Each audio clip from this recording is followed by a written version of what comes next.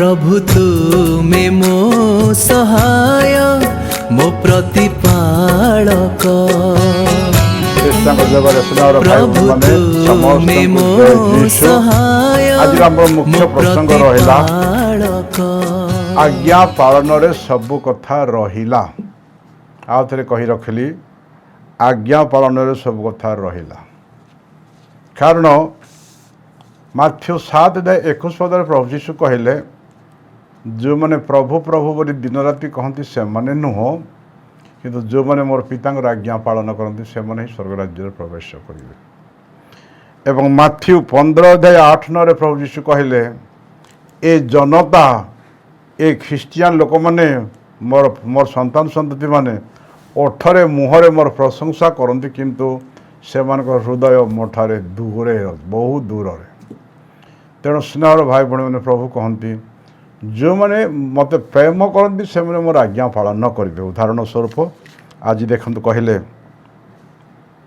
John सुसमाचार 15:14 पदर प्रभु कहले तुम्हें जदि मत प्रेम करुच मोर आज्ञा पालन कर तेरे ताहले तुम मोर बंधु हेलो तुम सांग हेलो तुम मोर फ्रेंड हेलो। एवं माथ्यू सुसमाचार 12:50-49 प्रभु कहले जीशु को कहगला तुम माँ एवं भाई भाई अपेक्षा देखा करने आसी जीशु कहले किए मोर भाई किए मोर माँ किए मोर भौणी जो मैंने ईश्वर को वाक्य पालन करती से मैंने मोर माँ से मैंने मोर भाई से मैंने मोर भौणी। एवं जॉन सुसमाचार 15:10 पदर कहले तुम्हें जदि मोर वाक्य पालन कर ताहे तुम्हें मोर प्रेम अवस्थान कर प्रेम बस रह एवं तुम्हें जदि मोठार अवस्थान कर एवं मोर वाक्य तुम अवस्थान करे तेरे तुम्हें प्रचुर फल उत्पन्न कर जहाँ माग ता दि जाए तुम्हें प्रकृत ईश्वर प्रकृत शिष्य हेब। स्नेहर भाई भाई एवं माथ्यू जॉन सुसमाचार 14:15 कहले तुम्हें जदि मत प्रेम कर मोर आज्ञा पालन कर एवं मो पिता नवेदन करी एवं पिता परमेश्वर आउ एक साहाय्यकारी पवित्र आत्मा प्रेरण करेंगे तुम निकट जो पवित्र आत्मा तुम सदा सर्वदा रे। तेबे यही प्रसंग को लेकिन आज प्रभु को सुसमाचार आमको दि जाइए देखते आसतु साधु जोहन कौन पुण्य सुसमाचार पाठ अध्याय 15 पद संख्या 9-11 आसतु बाहर कर पढ़ा। पिता जेपरी मत प्रेरण करी मु तुम प्रेरण करुअछि मोर प्रेम अवस्थान कर मुझेपरी मोर पिता आज्ञा पालन करे वो तांको प्रेम अवस्थान करे सेहीपरि जदि तुम्हें मैंने मोर आज्ञा पालन कर तेबे मोर प्रेम अवस्थान कर मु तुमको ए सकल विषय कही जेपरी मोर आनंद तुम ठारे रहे एवं तुमकर आनंद परिपूर्ण हुए। प्रभुंकर सुसमाचार स्नेहर भाई भाई मैंने आज सुसमाचार जॉन 15:7-8 प्रभु कहले जदि तुम्हें मोठारे अवस्थान कर एवं मोर वाक्य तुम ठारे अवस्थान अर्थ रहे जदि तुम्हें मोठारे रह मोर वाक्य तुम ठारे रहे तुम्हें जहाँ जहाँ मागिब ताहा तुम्हें सबू पाइब एवं तुम्हें प्रचुर फल उत्पन्न करिब एवं पिता परमेश्वर गौरवान्वित हेबे तेबे मोर प्रकृत शिष्य शिष्या हेबो। तार अर्थ है स्नेहर भाई भाई आम प्रभुर आज्ञा पालन करने द्वारा आम जहाँ जहाँ मागिबा ताहा पाइबा एवं आम जीवन में प्रचुर फल उत्पन्न हो। फल अर्थ आंब पणस पिजुली को बुझाए ना फलर अर्थ है पवित्र आत्मा 9टा फल गालात्य 5:22-29 देखा जाए शांति आनंद प्रेम सुशीलता नम्रता मृदुता आत्मसंयत पर उपकारिता यही 9टा आत्मार फल आम जीवन में प्रतिफलित हो फल केतबेला जब आम ईश्वर वाक्य आम ईश्वर ठार रहिबा एवं ईश्वर वाक्य आम ठार रहिबो। ईश्वर वाक्य जो आम पालन करूँ से आम प्रभु ठार रहू। तेणु आज प्रभु कहते तुम्हें मोठार अवस्थान कर मोठार रुह जदि तुम्हें मोर वाक्य पालन करिब ताहले तुम्हें मोठार अवस्थान करिब एवं मोर वाक्य तुमठार अवस्थान करिब तुम्हें जहाँ जहाँ मागिब ताहा तुम्हें पाइब एवं प्रचुर फल उत्पन्न करिब तेबे पिता गौरवान्वित हेबे एवं तुम्हें मोर प्रकृत शिष्य शिष्य हेब। तेबे स्नेहर भाई भाई मैंने आमर मुझा कहली आम प्रसंग है आज्ञा पालन सबू विषय रहा सबू कथा रहा आज्ञा पालन खाली आम दिन राति प्रार्थना कर तो भल कथा गिरजा को आसवा भल कथा बाइबल पढ़ा भल कथा प्रेस एंड गोटे भल कथा फास्ट कर बहुत भल कथा କିନ୍ତୁ ଯେଉଁ ପର୍ଯ୍ୟନ୍ତ ପ୍ରଭୁଙ୍କର ଆଜ୍ଞା ଭିତ୍ତିକ ବାକ୍ୟ ଭିତ୍ତିକ ଜୀବନଯାପନ କରିନାହୁଁ ସେ ପର୍ଯ୍ୟନ୍ତ ଆମ ଜୀବନରେ କିଛି ଫଳ ଉତ୍ପନ୍ନ ହେବନି, ଶାନ୍ତି ଆନନ୍ଦ ପ୍ରେମ ଆମେ ପାଇବାନି। କାରଣ ପ୍ରଭୁଙ୍କର ପ୍ରତିଶ୍ରୁତି କହିଲେ ମାଥ୍ୟୁ 15:7-8 କହିଲେ, ଯଦି ତୁମେ ମୋ ଠାରୁ ରହ ତାହେଲେ ତୁମେ ପ୍ରଚୁର ଫଳ, ତୁମେ ଯଦି ମୋ ଠାରୁ ରୁହ, ମୋର ବାକ୍ୟ ତୁମଠାରେ ରହେ, ତେବେ ତୁମେ ପ୍ରଚୁର ଫଳ ଉତ୍ପନ୍ନ କର, ତୁମେ ଯାହା ଯାହା ମାଗିବ ତାହା ପାଇବ। ତାହେଲେ ପ୍ରଭୁ କେତେବେଳେ ଆମ ଠାରୁ ରହିବେ? ଯଦି ଆମେ ପ୍ରଭୁଙ୍କର ଆଜ୍ଞା ସକଳ ଅକ୍ଷର ଅକ୍ଷର ପାଳନ କରିବା, ତାହେଲେ ଆମେ ପ୍ରଭୁଙ୍କ ଠାରୁ ଅବସ୍ଥାନ କରିବା, ରହିବା, ପ୍ରଭୁଙ୍କର ବାକ୍ୟ ଆମଠାରେ ରହିବ ଏବଂ ଆମେ ଯାହା ମାଗିବା ତାହା ପାଇବା, ପ୍ରଚୁର ଫଳ ଉତ୍ପନ୍ନ ହେବ ଏବଂ ତୋ ଦ୍ୱାରା ପିତା ପରମେଶ୍ୱର ଗୌରବାନ୍ୱିତ ହେବେ ଏବଂ ସେତେବେଳେ ହିଁ ଆମେ ପ୍ରକୃତ ପ୍ରଭୁଙ୍କର ଶିଷ୍ୟା ହୋଇପାରିବା।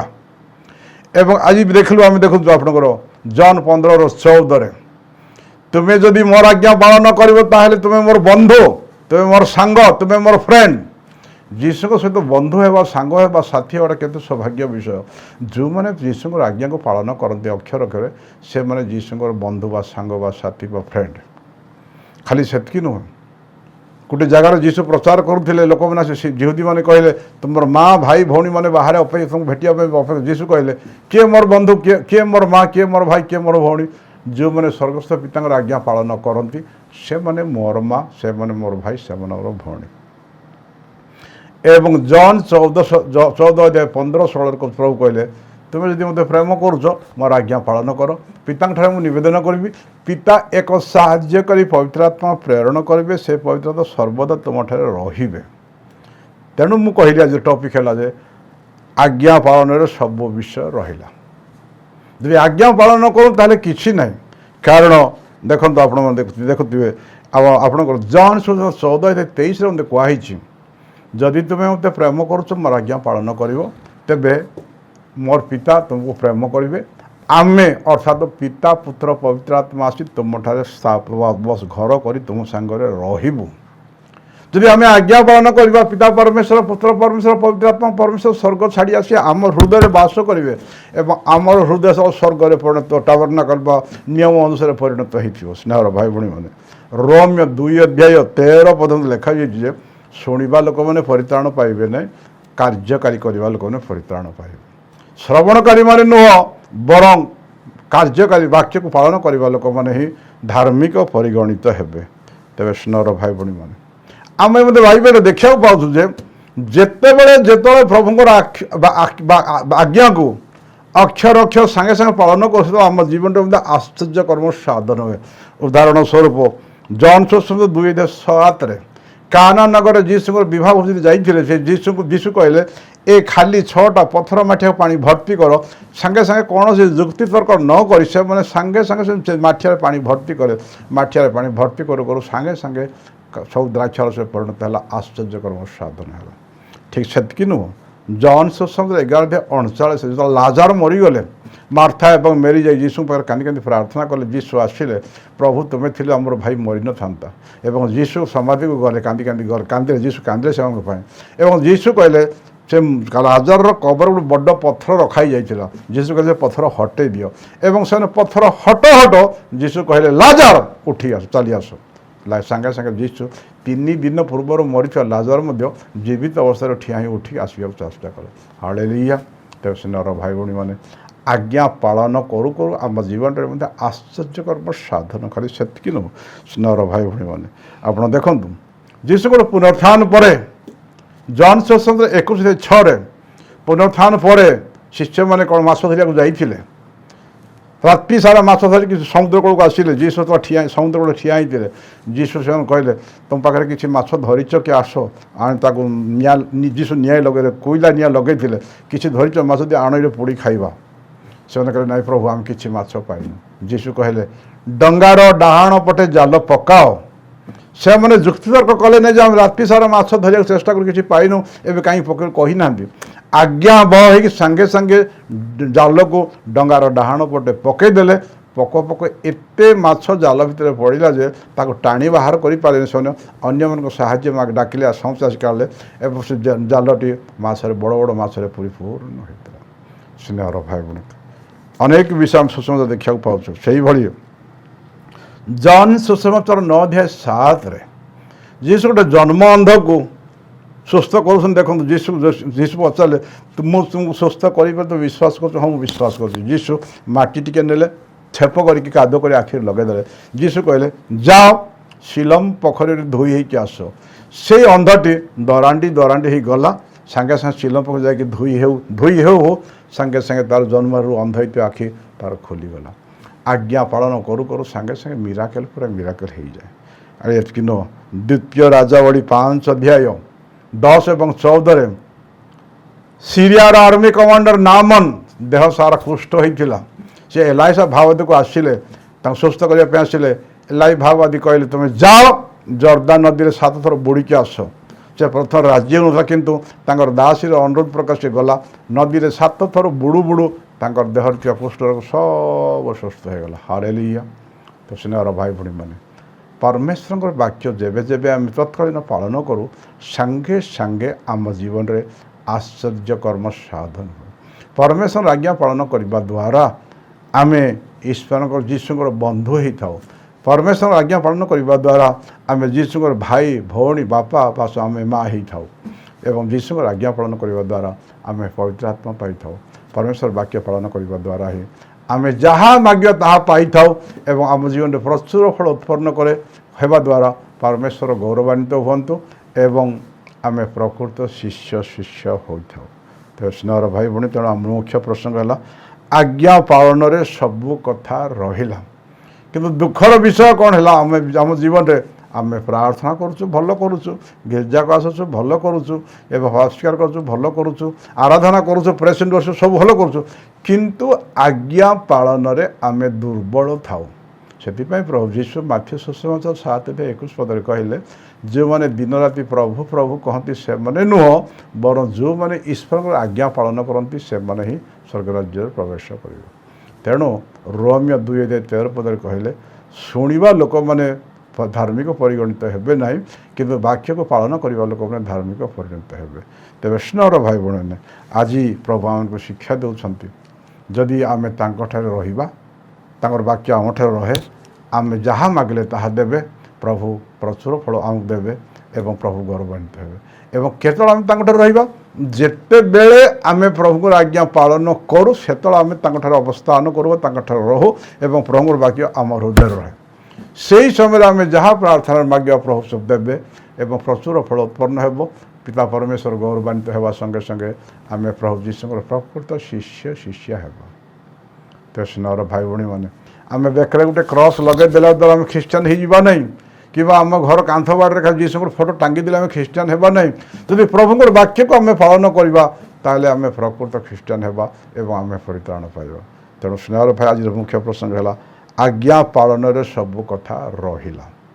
ତେଣୁ ଆଜିର ସୁସମାଚାର ପ୍ରଭୁ ଆମକୁ ଶିକ୍ଷା ଦେଉଛନ୍ତି ଯେ ପ୍ରାର୍ଥନା କର, ବାଇବେଲ ପଢ଼, ମାନସିକ ଜରିଏ ଆରାଧନା କର, ପ୍ରେଷଣ କର, ଗିର୍ଜାକୁ ଯାଅ, ସବୁ କର, କିନ୍ତୁ ତାଠାରୁ ଅଧିକ ବିଷୟ କରିବାକୁ ଅଛି ଯେ ଆମେ ପ୍ରଭୁଙ୍କର ବାକ୍ୟକୁ ଅକ୍ଷରେ ଅକ୍ଷରେ ପାଳନ କରିବା। କାରଣ ପ୍ରଭୁ ଯୀଶୁ ମଧ୍ୟ ସେ ତାଙ୍କ ନିଜ ଇଚ୍ଛାରେ କିଛି କଲେ ନାହିଁ।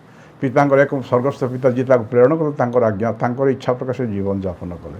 ଯୀଶୁଙ୍କଠାରେ ଏତେ ଆଜ୍ଞାବହ ଥିଲେ, ପିତାଙ୍କଠାରେ ଏତେ ଆଜ୍ଞାବହ ଯୀଶୁ ଥିଲେ ଯେ ଫିଲିପିଓ 2:8-9 ଯୀଶୁ ମୃତ୍ୟୁ ପର୍ଯ୍ୟନ୍ତ, ଏପରି ଯେ କ୍ରୁଶ ଉପରେ ମୃତ୍ୟୁ ପର୍ଯ୍ୟନ୍ତ ଆଜ୍ଞାବହ ହେଲେ, ନିଜର ଜୀବନ ଦେଲେ। ତେଣୁ ପରମେଶ୍ୱର ମଧ୍ୟ ତାଙ୍କର ଆଜ୍ଞା ମଧ୍ୟ ପରମ ସନ୍ତୁଷ୍ଟ ହୋଇ ସର୍ବନାମ ଠାରୁ ମହାନ ନାମ, ଶ୍ରେଷ୍ଠ ନାମ ଦେଲେ, ଯେପରି ତାଙ୍କ ନାମ ତଳେ ସମସ୍ତେ ଆଣ୍ଠୁ ପାତିବେ ଏବଂ ସମସ୍ତେ ଯୀଶୁଙ୍କୁ ଖ୍ରୀଷ୍ଟ ବୋଲି ସ୍ୱୀକାର କରିବେ। ସ୍ୱର୍ଗ ଏବଂ ମର୍ତ୍ତ୍ୟର ଅଧିକାର ତାଙ୍କୁ ଦିଆଗଲା। କାରଣ ଆମେ ଦେଖୁଛୁ ମାଥ୍ୟୁ ସୁସମାଚାର 28:18 ପ୍ରଭୁ ଯୀଶୁ ପୁନରୁତ୍ଥାନ ଉପରେ କହିଲେ, ସ୍ୱର୍ଗ ଏବଂ ମର୍ତ୍ତ୍ୟର ସମସ୍ତ ଅଧିକାର ମୋତେ ଦିଆଯାଇଛି। ତ ସ୍ନେହର ଭାଇ ଭଉଣୀମାନେ, ଆମେ ଚେଷ୍ଟା କରିବା ଆମର ଜୀବନରେ ପରମେଶ୍ୱରଙ୍କ ବାକ୍ୟ ପ୍ରକାର ଜୀବନଯାପନ କରିବା, ବାକ୍ୟ ଭିତ୍ତିକ, ସଂସ୍କାର ଭିତ୍ତିକ ଜୀବନଯାପନ କରିବା, ତାହେଲେ ଆମେ ମଧ୍ୟ ସାଧୁ ସାଧ୍ୱୀ ହେବାର ସମ୍ଭାବନା ଯଥେଷ୍ଟ ରହିଛି। କାରଣ ଇଂଲିଶରେ ଗୋଟେ ପ୍ରବାଦ ଅଛି, every saint had a past, every sinner has a future. ଅର୍ଥାତ୍ ଆଜି ଯେଉଁମାନେ ସାଧୁ ସାଧ୍ୱୀ ବୋଲି ଘୋଷଣା ହୋଇଛନ୍ତି, ଅତୀତରେ ସେମାନଙ୍କର ଜୀବନ ପାପମୟ ଥିଲା, ସେମାନେ ମନ ପରିବର୍ତ୍ତନ କରି ଧାର୍ମିକ ଜୀବନଯାପନ କରି ସାଧୁ ହେଲେ। ଠିକ୍ ସେଇଭଳି every sinner has a future, ତାର ଅର୍ଥ ହେଲା ପ୍ରତ୍ୟେକ ପାପୀମାନଙ୍କର ଭବିଷ୍ୟତ ଅଛି। ତାର ଅର୍ଥ ହେଲା ଆଜି ଯେଉଁମାନେ ଆମେ ପାପୀ, आमे भी जदि मन परिवर्तन करवा वाक्य भित्तिक संस्कार भित्तिक जीवन यापन करवा आमे माने मध्य साधु साध्वी हेबार आशा 100% रही।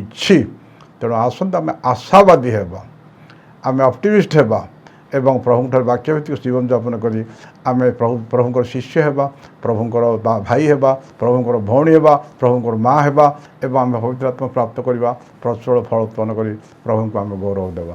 तेज स्नेहर भाई भणी मैंने आपण मैंने समस्ते गुड हियरिंग देइछंती बोली मो धन्यवाद देली, समस्त को धन्यवाद देली। आपण मैंने मो पाई प्रार्थना करने अनुरोध कर रही। समस्त जय कृष्ण।